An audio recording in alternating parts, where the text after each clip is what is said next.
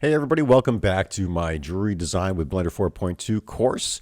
And today's lesson, lesson number 10, we're going to get started making a couple of simple heads.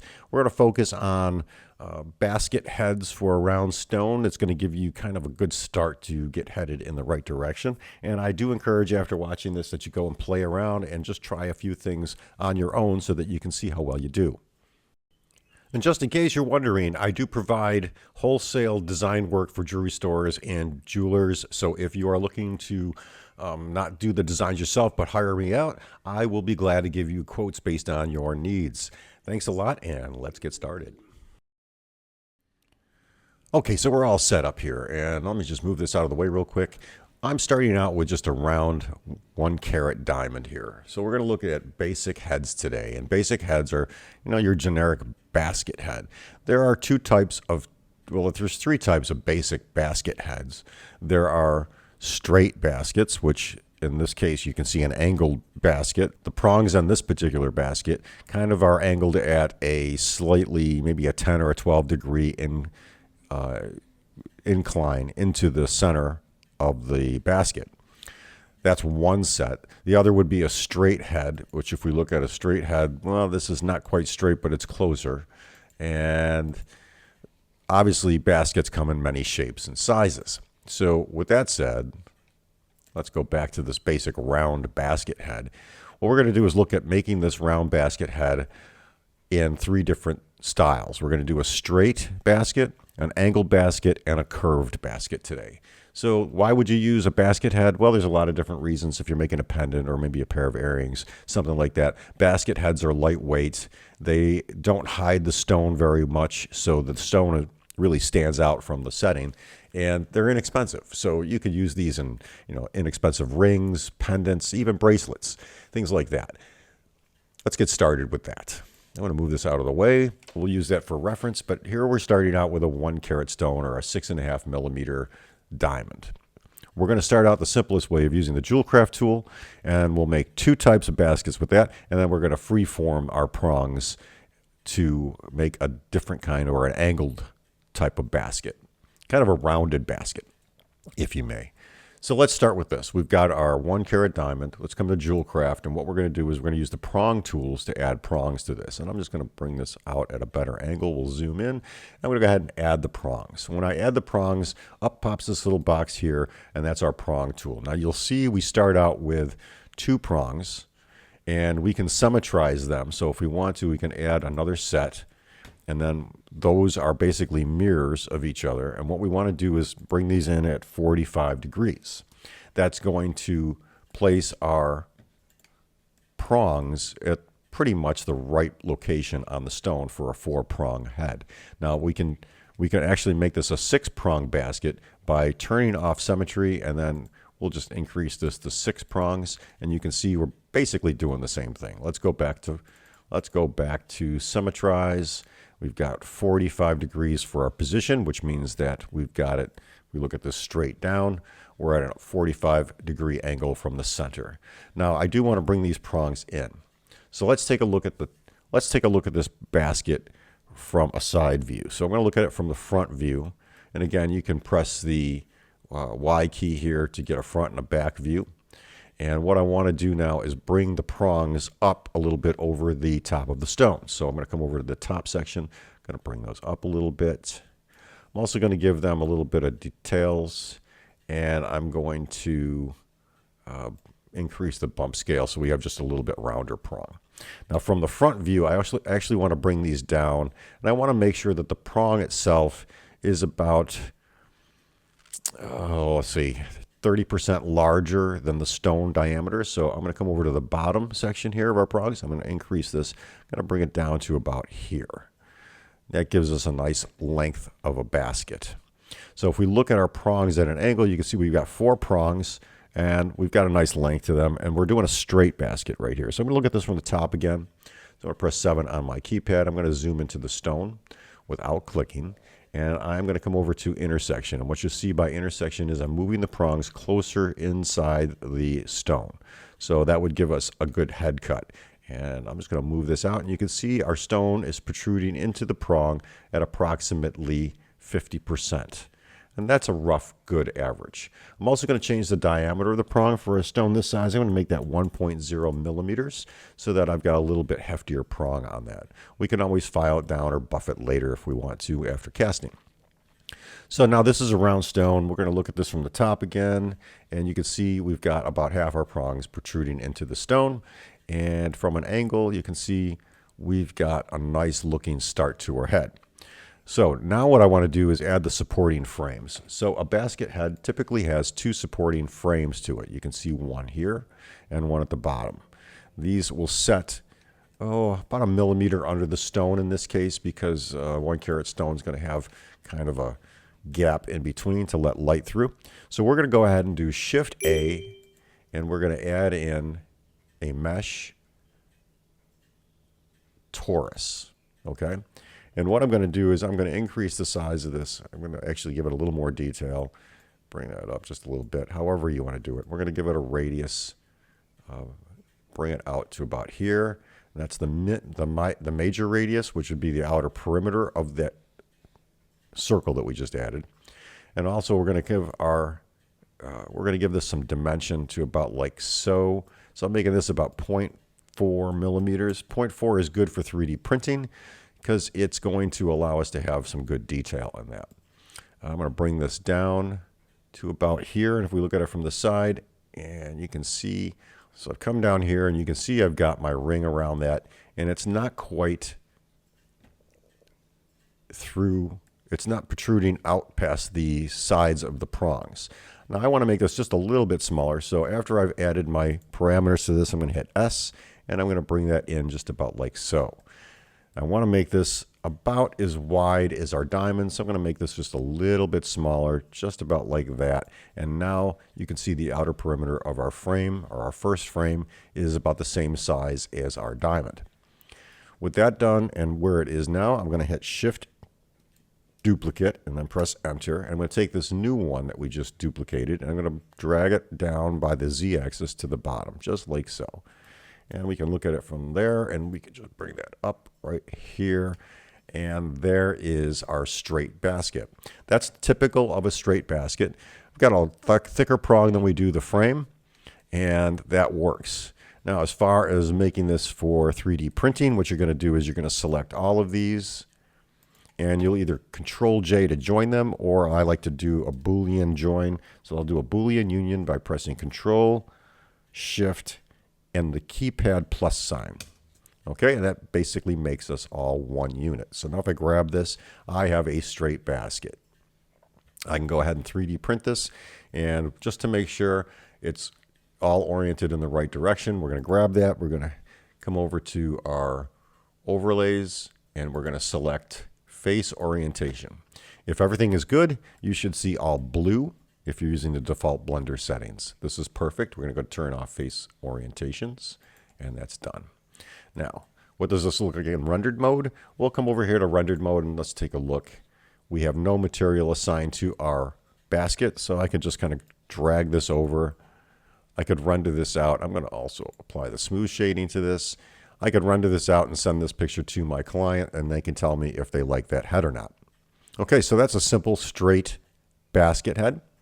Let's get rid of this, and let's go back into modeling view. So we're going to come over here, and we're going to select our gemstone again. And this time we're also going to use the cutter or the prong tools for jewel craft. So I'm going to select prongs. We're going to do the same thing here. I'm going to increase this to 2 for the number of prongs. Now, because we're in symmetry mode, you can see we get 2 sets. If I turn symmetry off, you can see we have 2 prongs, and then we can manually add in the other 2 if we want. So either way will work. And I'm going to increase the size to 1.0 millimeters for the prong thickness. We are going to increase the height, and I'm going to just bring that up to like 1.3. And we can type in 1.3 if we like. If I look at this from the front view, you can see we're kind of just over the table, which is where we want to be. And I'm going to change the position to 45 degrees. And we're also going to change the intersection so that I can bring in the prongs closer. I'm going to click and hold and drag and get my prongs about halfway into the diamond, or have the diamond cut halfway into the prong. With that done, we have to change the bottom length. So I'll come over to my front view, and let's see, we change this to 45. There we go. I'm going to come over to my bottom length, and I'm going to bring that down to about here. So there's my basket. Now, because I want a tapered basket this time, what we're going to do is change the alignment. I'm going to come over here, grab and hold the alignment. I'm going to bring that in about 10 degrees. Okay, so if I press 10 degrees, you can see our basket is now a 10-degree angle into the center of the stone. We're going to do the exact same thing. I'm going to click off of this. It's going to close up our prong tools. We won't be able to go back and change those. So again, once you click off of that box somewhere on the screen, by left clicking somewhere, you dispose of that parameters box and you have to restart. So with the prong set, I'm happy with the angle, and I'm going to do Shift A. Let's come over here, Shift A, and we're going to do another torus. And again, I'm going to give this, we'll just make this 64 and 64, 64. And we're going to make the major radius 0.5 and the minor radius, I'm going to bring that in just about like so. That's still a little thick, so let's make this 0.4. There we go. And I'm going to bring this down using the arrow key to about here. So far, so good. That looks to be about the right way. And if I come down here, you can see our frame is just a little bit smaller than our diamond. And I'm going to make that about the same size. So I'm going to hit S. I'm going to zoom out a little. I'm going to pull my mouse out a little bit until it's about the same size as our diamond. Now you can also come over to the items tab with that selected, and you can make those changes right here. So if I wanted these to be both 6.5, I could type in 6.5. Oops, I did 4.5. Let's do that again. 6.5. And now again, we have the frame equal to the size of our diamond. We're going to do the exact same thing we did the first time around. We're going to grab this and we're going to hit Shift D to duplicate, press Enter. I'm going to grab this duplicated frame and bring it down to the bottom of my prongs to about here. And then I'm going to place my mouse over here, press S, and then I'm going to bring my mouse in just so that my frame is about there, protruding about halfway into the prongs. That looks to be good. And if I look at this from a perspective view here, you can see we've got an angled basket frame. Okay, so that being said, now I can join these. I can press Shift and select the other two pieces of the basket, and we'll do Control, Shift, and plus to join those two together. We're going to make this yellow gold, so I'm just going to give it a material. Then we'll come over to rendered view, and now we can see our basket. It has an angled head, and I'm just going to auto smooth that, and voila, there is our angled basket head. Very simple to do. And again, if you wanted to render this out, just go to the render settings, zoom in on your item, and then go to render image. And there's our completed design for this angled basket head. Let's turn off the camera view. And again, we're going to start from scratch. Let's get rid of this. And now I'm going to show you how to make a basket head that's kind of angled in or rounded at the bottom. To do this, we're going to look at from the front view. I'm going to come over to modeling, our modeling shader. So we want a solid shader selected here. And I'm going to I'll put my cursor over here and press Shift A. I'm going to come down to curve and I'm going to select path. Now curves, I explained to you a little bit ago, they can be a little tricky. So just get used to working with curves. I encourage you to go play with them. We've added our curve, and now I'm going to rotate this on the y-axis 90 degrees. So I'm going to type in R to rotate, Y on the y-axis, and then 90, and press Enter. Now if I press Tab, you can see now my curve is going up and down. With that done, I'm going to, in edit mode, I'm going to press All to select all of the points on that curve, and I'm going to move it over to the side just like so. And we're going to move it down a little bit just like that. And now I've got this prong that we're going to make from this line that's a curve. To come over to the curve properties, you come over to this little squiggly line. You're going to click on it. Under geometry, we're going to come down to depth, and I'm going to increase this to make it about 1 millimeter. And I'm going to close or fill the caps in. If you don't fill the caps in, what you end up with is this hole in the top. So if you look over here and I press fill caps. You can see it makes it solid. We're also going to give it a resolution of 24, and that'll give it a little more detail. Back to the front view, we're still in edit mode, as you can tell by the edit mode sign here. And what I'm going to do is just grab this point here, and I'm going to hit the G key with the front view, and I'm going to bend this in. I'm going to do every prong or every little point on there, just going to bend it in. And what I'm trying to do is create this little angle to our prong. So there's our prong, and you can see it's kind of bent over, and that's what I'm looking for. And this is the type I want, or this is the shape that I'm looking for my basket. Now you can actually bring this in if I want to. I can make that a little bit more pronounced by selecting this last point on our curve, press E and extrude it, and I can bring it in. I'm going to press E one more time and bring it in just like that.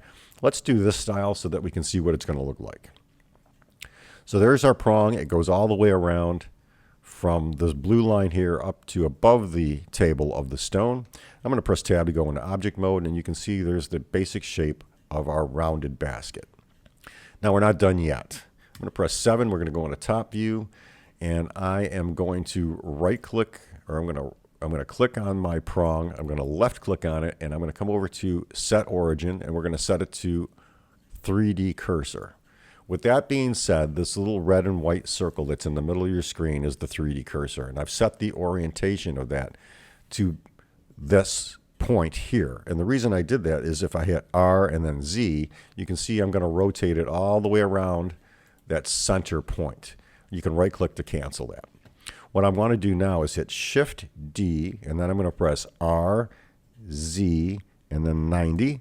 And you can see when I press enter, we've created another prong that's a duplicate of our first prong, and it goes around the perimeter of the stone.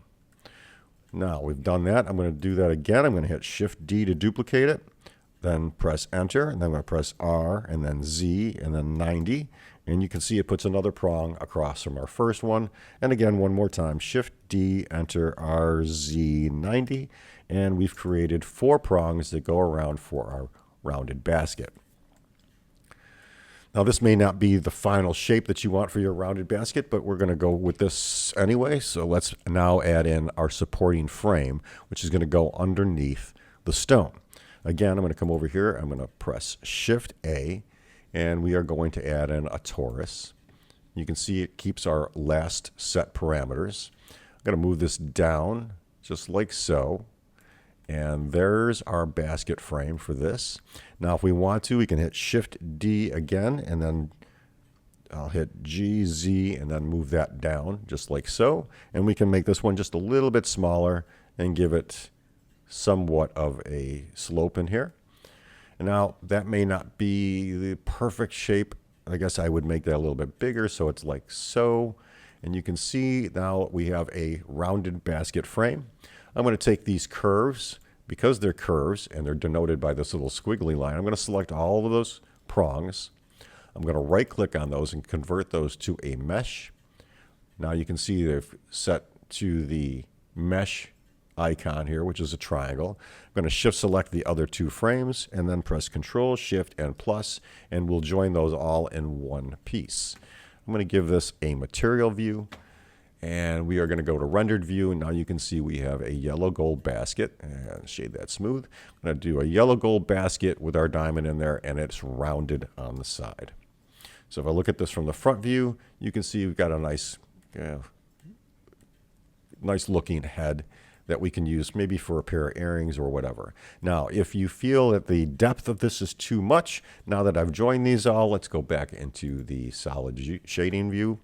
I'm going to press 1. I'm going to grab this head and press SZ, and now I can size this gradually, and then I'll bring it up to about here, and now we have a shallower basket.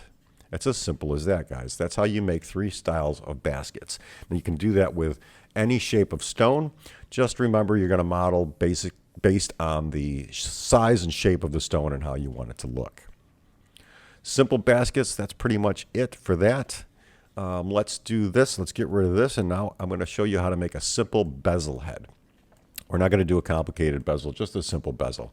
So let's just let's just set this to maybe a 3 millimeter. We're going to size this down S, and we're going to size it to about 3 millimeters. And 3 millimeters is what, approximately 10 points for a diamond. And let's say we want a side stone set in a bezel. To make a bezel for our diamond here, we're going to do Shift A. We're going to stick with the meshes, and we're going to come down and add in a cylinder. Again, we have our cylinder properties here. Now, I do recommend that you change this to maybe like 100. You can see that'll give our cylinder much more detail. It looks much more rounder.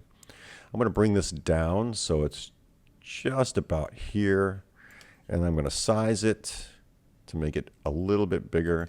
We know we have a 3 millimeter stone, so I'm going to make this, let's just make this 3.5 millimeters, so we have a 1/4 of a millimeter on each side. Let's do 3.6 just to give us a little extra room. I'm going to come over to invisible mode so we can see where our stone falls into that shape. Now I also want to make this slightly shorter, so I'm going to select this cylinder we just added and hit S and Z, and I'm going to make that smaller to about like this. And now you can see our diamond is protruding from the top. So far, so good. Now, typical bezel set stones will have rounded edges on them. If you don't do rounded edges, don't worry. Once you 3D print, you're going to get a little bit softer edge, and then through casting, you're going to get a much more softer edge. And then, of course, finishing and polishing, you're going to round those off. If you don't want it to come out of the mold with such a soft edge, you don't have to. You can do that in finishing and polishing. However, if you want to do this to show a customer, what I suggest doing is selecting the cylinder, pressing Control A, and applying the rotation and scale to the cylinder once you have it sized approximately how much you want it. We're going to go into edit mode. I'm going to select face, and we're going to turn off invisible. We don't need that. And we're going to select this top face. Now I can press Control B, and I'll move my mouse away, and you can see I'm giving this a bevel to the edges. Now if I want a sharp bevel, I can leave it like this, or if I maybe want a softer bevel, I can pull in a little bit and then scroll up on my mouse wheel, and you can see it gives us a nice curve. I'm going to leave it at that. And now we need to make the hole for the stone, so I'm going to select my stone. We're going to come back to Jewel Craft. With my stone selected, I'm going to hit the cutter tool. We've talked about these before in the introduction to Jewel Craft, so let's come back to invisible mode so we can see it. We're going to look at this from the front view, and what we want to do is change the cut of the top portion of our cutter. To do that, we're going to take the top part of the girdle section and we're going to increase its size.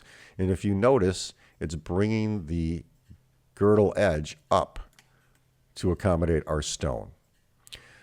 Now, if I turn off invisible mode, you can see that much better. Now you can see we have much more detail here. I'm also going to turn this detailization up to 64 so that we get a little more detail in our cutter. And that being done, I'm going to select this.